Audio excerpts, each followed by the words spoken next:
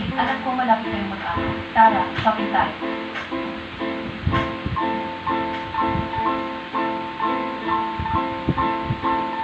Sino yung lalaking yun? Ano dyan? Yung nasa may pinto, katabi ni Shun Yencho. Parang kuya ko. Which second son? Patay na kuya ko. Nagsisimula ka ng maloko. Nakita ko rin siya kanina. Nagsisiraan na kayong lahat. Anong nangyari? Zhang Yang ha? Kanina sa auction, ikaw ang laging nagsusol. Pinapataas mo ang pick ko. Yung 5 bilyon. Ito rin pinapost mo. Second Yang. Oh, second. Pinabit ko kayo. Di ko alam na pagpapalangan. Pinataas ko kayo para makabamili. Ano pagbabalik? Hindi tayo ng client bill. Masisipan na siguro ako ng board.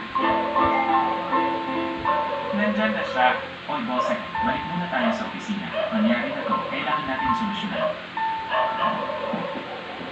Boss, ikaw palim. Boss, Sige, bibilhan ko kayo dalawa. ang nangyari ngayon? Maaari kong mapaliwanag. Bago ka pa pumasok sa conference room, ubus na napagpasyahan natin. Natanggalin ka bilang acting president. Ano ang karapatan ninyo? Dahil kakakastos ko lang ng 5 bilyon. Ginoong Lee, ang pagbili mo ng 5 bilyon sa Rai Project, kumalat na sa buong industriya. Pwede kang mawala ng iya, pero ang Lee Corporation ay hindi. Eksakto, sa isang linggo, 6B ang nagastos mo. Paano mo babayaran ng 6B?